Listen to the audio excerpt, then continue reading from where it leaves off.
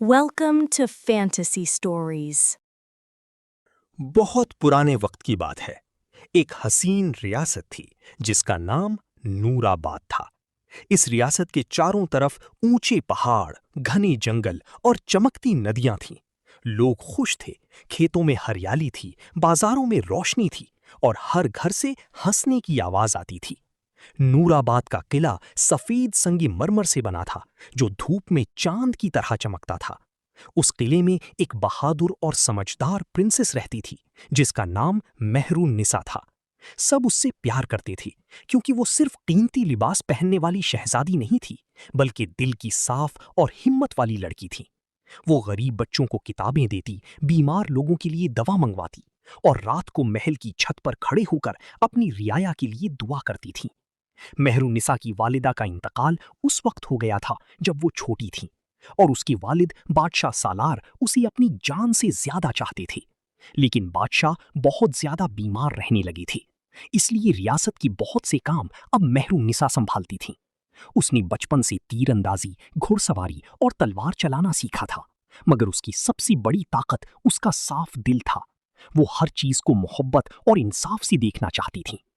एक रात नूराबाद पर अजीब साया उतरना शुरू हुआ। पहले आसमान पर सियाह बादल छाए, फिर चांद की रोशनी धुंधली पड़ गई, और फिर महल की पुरानी मीनार पर बैठे कबूतर अचानक बेचैन होकर उड़ गए। उस रात महल की पुरानी घंटी खुद ब खुद बज उठी, जबकि हवा बिल्कुल बंद थी।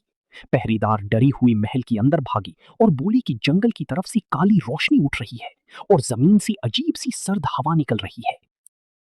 सुबह हुई तो लोगों ने देखा कि शहर के करीब फूल मुरझा गए हैं।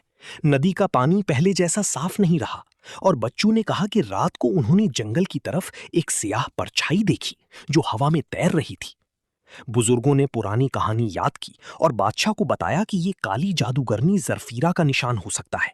वो सदियों पहले नूराबाद को अपना अंधेरा घर बनाना चाहती थी, मगर उस वक्त के नेक दिल हुक्मरानों ने रोशनी के जादुई हार की मदद से उसे पहाड़ों के पार कैद कर दिया था। मेहरुन्निसा ने जब ये सुना तो उसने किले की पुरानी कुतुब खोलने का हुक्म दिया। महल के किताब खाने में धूल से भरी सदियों पुरानी किताबें रखी थीं, जिन्हें कम ही कोई छूता था। वो खुद वहां गईं और एक एक वर्क पलटने लगी। आखिर एक बहुत पुरानी किताब में उसे जिक्र मिला कि जरफीरा सिर्फ तब वापस आ सकती है जब लोगों के दिलों में डर भर जाए और रियासत का रोशनी वाला हार कमजोर पड़ जाए। उस किताब में यह भी लिखा था कि अंधेरी ताकत को हराने के लिए 3 चीजें दरकार होंगी: सच का आईना, हिम्मत की क्षमा और उम्मीद का मोती। मेहरुनिसा ने फैसला किया कि वो खुद इन 3 चीजों की तलाश करेगी। उसने अपने वालिद को तसल्ली दी और कहा कि जब तक उसके जिस्म में सांस है, वो नूराबाद को अंधेरे में डूबने नहीं देगी। बादशाह ने उसके सर पर हाथ रखा और उसे एक चांदी का छोटा सा तावीज दिया, जो उसकी वालिदा का था। उन्होंने कहा कि जब तुम्हें लगे कि सब कुछ खत्म हो रहा है, तो इस तावीज को अपने दिल के करीब रखना, तुम्हें रास्ता मिल जाएगा। मेहरुनिसा ने अपना सफर शुरू किया। उसके साथ सिर्फ 2 लोग थे। एक उसकी वफादार सहेली गुलबानो, जो तेज दिमाग और खुश मिजाज थी, और दूसरा किले का जवान मुहाफिज अरहम, जो तीर अंदाजी में माहिर था। तीनों सुबह से पहले किले से निकले और जंगल की तरफ चल दिए, जहां से काली रोशनी उठती नजर आई थी। जंगल आम दिनों में हरा भरा और परिंदों से भरा होता था, मगर आज वहां खामोशी थी। पेड़ों के पत्ते सियाह पड़ते जा रहे थे और हवा में मिट्टी और राख की बू थी। थोड़ी दूर जाकर उन्हें एक पुराना कुआं मिला, जिसके गिर्द पत्थर पर अजीब निशान बने हुए थे। अचानक कुएं के पानी में लहरें उठने लगीं और पानी की सतह आईने की तरह चमकने लगी। एक आवाज गूंजी जो कह रही थी, जो अपना असली चेहरा देखने की हिम्मत रखता है, वही सच का आईना पा सकता है। गुलबानो और अरहम पीछे हट गए, मगर मेहरुनिसा आगे बढ़ी। उसने कुएं के पानी में झांका तो उसने अपना चेहरा नहीं देखा, बल्कि अपना सबसे बड़ा डर देखा। उसने देखा कि नूराबाद जल रहा है, बादशाह जमीन पर बेजान है, और वो खुद अंधेरे के कैद खाने में तन्हा बंद है। एक पल के लिए उसका दिल कांप उठा, मगर फिर उसने अपने आप से कहा कि डर सच नहीं होता जब तक हम उसके आगे झुक न जाएं। जैसे ही उसने ये अल्फाज कहे, पानी में चमक तेज हो गई और कुएं के दरमियान से शीशे जैसा एक नूरानी आईना बाहर आया। ये सच का आईना था। उस आईने में चेहरे नहीं, नीयत दिखाई देती थी। महरीनिसा ने उसे संभाल कर अपने कपड़े में लपेट लिया। पहली चीज मिल चुकी थी, मगर असली मुश्किल अभी बाकी थी। तीनों जंगल के अंदर और गहरे गए। शाम के करीब वो एक सूने मैदान में पहुंचे, जहां जमीन फटी हुई थी और दरमियान में सियाह पत्थर का एक मीनार खड़ा था। उस मीनार के पास पहुंचते ही हवा तेज हो गई और जरफीरा की हंसी गूंज उठी। उसकी आवाज कभी औरत जैसी लगती, कभी सांप की फुसफुसाहट जैसी। उसने कहा, नूराबाद की छोटी शहजादी, तुम मेरे अंधेरे में खुद चलकर आ गई हो। तुम मुझे रोक नहीं सकती, क्योंकि लोगों के दिलों में अब डर उतर चुका है। मेहरुनिसा ने पुकार कर कहा, जब तक एक भी दिल में उम्मीद जिंदा है, तुम जीत नहीं सकती। जरफीरा का साया मीनार के गिर्द घूमा और उसने सियाह धुआं छोड़ा। धुआं जमीन पर गिरा और उससे खौफनाक साया जानवर निकल आए। और हमने तीर चलाए। गुलबानों ने जलती मशाल से उन्हें रोका और मेहरुनिसा ने तलवार खींच ली। जंग शुरू हो गई। साया जानवर देखने में भेड़िए जैसे थे, मगर उनकी आंखें लाल आग की तरह जल रही थीं। वो दर्द से ज्यादा डर फैलाते थे। हर वार के साथ इंसान के दिल में मायूसी भर देते। जंग के दरमियान गुलबानो एक पत्थर से टकराकर गिर पड़ी और एक साया जानवर उसकी तरफ झपटा। मेहरुनिसा उसकी तरफ दौड़ी और बिना सोचे अपने आप को उसके आगे कर दिया। उस वक्त उसके हाथ से वालिदा का तावीज रोशन हो उठा और उस रोशनी से एक नरम सी लौ निकली, जो धीरे धीरे बड़ी होती गई। ये हिम्मत की शमा थी, जो सिर्फ उस वक्त जन्म लेती थी जब कोई अपनी जान से ज्यादा किसी और की हिफाजत को अहमियत दे। मेहरुनिसा ने वो शमा अपने हाथ में ली और जैसे ही उसने उसे साया जानवरों की तरफ उठाया, वो पीछे हटने लगे। उनका अंधेरा पिघलने लगा और मैदान में पहली बार गर्मी सी महसूस हुई। जंग के दरमियान गुलबानो एक पत्थर से टकराकर गिर पड़ी और एक साया जानवर उसकी तरफ झपटा। मेहरुनिसा उसकी तरफ दौड़ी और बिना सोचे अपने आप को उसके आगे कर दिया। उस वक्त उसके हाथ से वालिदा का तावीज रोशन हो उठा और उस रोशनी से एक नरम सी लौ निकली, जो धीरे धीरे बड़ी होती गई। ये हिम्मत की शमा थी, जो सिर्फ उस वक्त जन्म लेती थी जब कोई अपनी जान से ज्यादा किसी और की हिफाजत को अहमियत दे। मेहरुनिसा ने वो शमा अपने हाथ में ली और जैसे ही उसने उसे साया जानवरों की तरफ उठाया, वो पीछे हटने लगे। उनका अंधेरा पिघलने लगा और मैदान में पहली बार गर्मी सी महसूस हुई। रास्ता सख्त था, पहाड़ों पर बर्फ जमने लगी थी और हवा चेहरों को काट रही थी। गुलबानो थक कर बार बार रुकती, मगर फिर मुस्कुराकर कहती कि अगर हम रुक गए तो जरफीरा हम सब पर हंसेगी।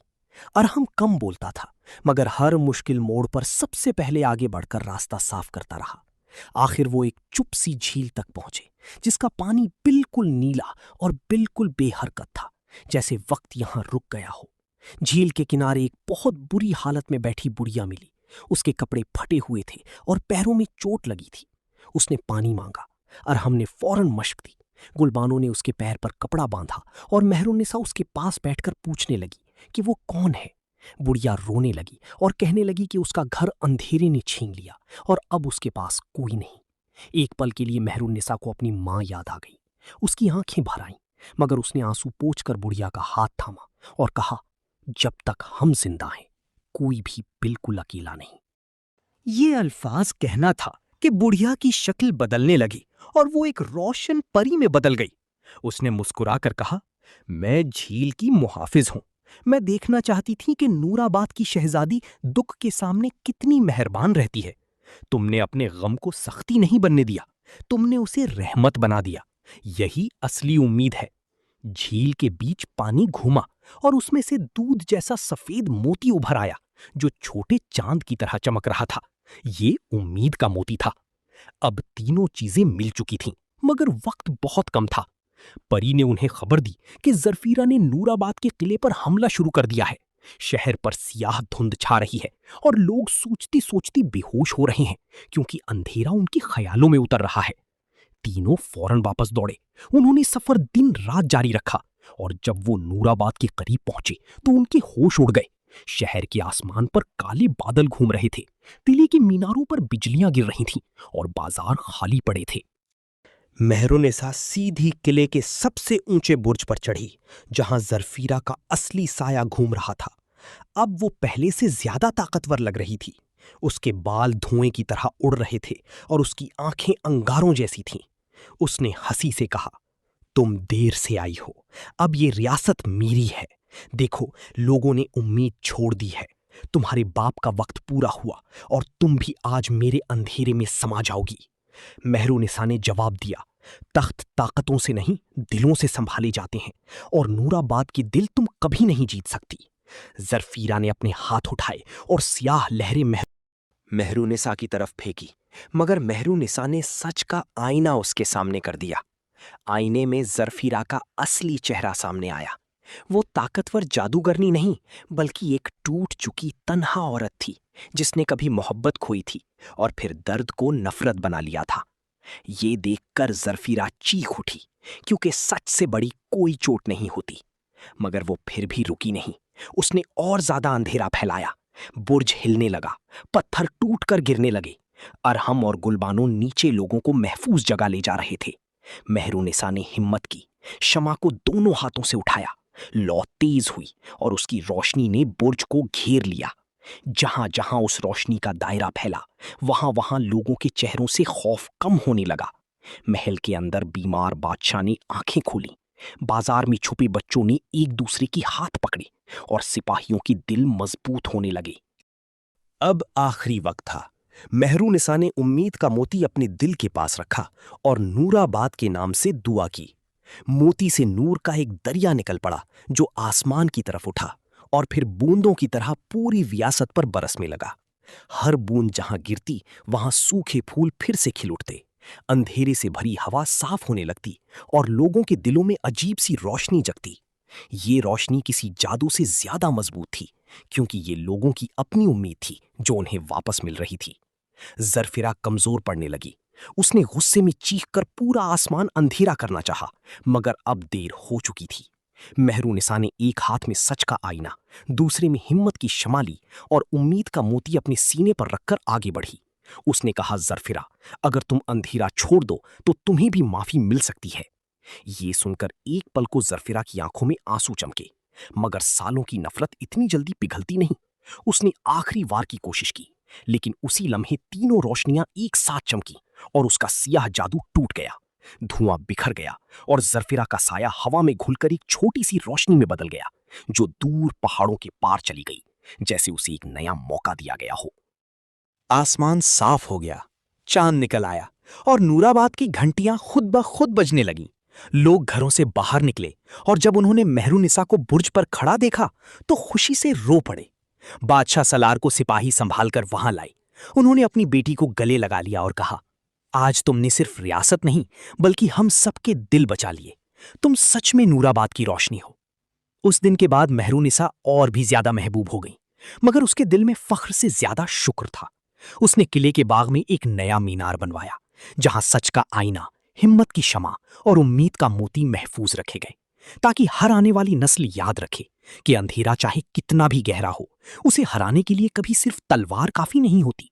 कभी सच चाहिए होता है, कभी हिम्मत, और कभी बस एक छोटी सी उम्मीद। मेहरुनिसा रोज शाम को उस मीनार के पास जाकर बच्चों को कहानी सुनाती। वो कहती कि असली जादू वो नहीं जो हवा में बिजलियां गिरा दे। असली जादू वो है जो एक रोटी को दो भूखों में बांट दे, जो डर के वक्त भी सच बोले, जो दुख के बावजूद किसी और का हाथ थाम ले। नूराबाद के बच्चे उसकी बात दिल से सुनते और फिर घर जाकर एक दूसरे से कहते कि अगर कभी अंधेरा आया तो हम भी मेहरुनिसा की तरह उसका मुकाबला करेंगे। सालों बाद जब मेहरुनिसा खुद मलिका बनी तो नूराबाद पहले से ज्यादा रोशन रियासत बन गया। वहां इंसाफ होता था, इल्म की कदर होती थी और हर बच्चे को ये सिखाया जाता था कि दिल का नूर सबसे बड़ा हथियार है। लोग अब भी उस रात को याद करते थे जब अंधेरा किले तक आ गया था और एक जवान प्रिंसेस ने उसका रास्ता रोक लिया था। मगर सबसे प्यारी बात ये थी कि लोग जरफीरा को सिर्फ बुरी जादूगरनी के नाम से याद नहीं करते थे, बल्कि एक सबक के तौर पर याद रखते थे कि जो दर्द को नफरत बना लेता है वो खुद भी जलता है, और जो दर्द को रहमत बना लेता है वो दुनिया को रोशन कर देता है। और इस तरह नूराबाद में फिर से बहार आ गई। फूल खिल उठे, नदी साफ हो गई, बच्चे हंसने लगे और रात के आसमान पर चांद पहले से ज्यादा रोशन लगने लगा, क्योंकि अब उस रियासत को मालूम था कि जब तक एक दिल में भी सच, हिम्मत और उम्मीद जिंदा हो, तब तक कोई ब्लैक मैजिक किसी प्रिंसेस को हरा नहीं सकता।